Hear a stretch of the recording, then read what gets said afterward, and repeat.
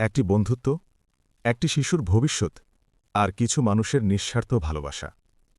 টাঙ্গাইলের সখীপুরের প্রিয় বন্ধু ইকবাল পাপ্পু আজ আমাদের মাঝে নেই।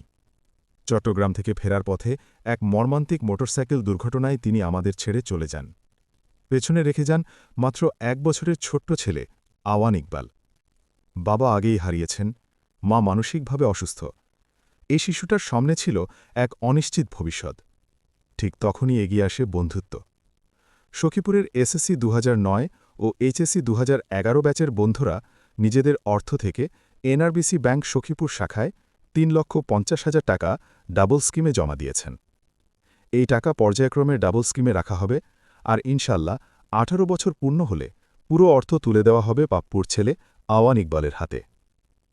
পাপ্পু নেই, কিন্তু তার সন্তানের দায়িত্ব আজ তার বন্ধুরা কাঁধে তুলে নিয়েছে।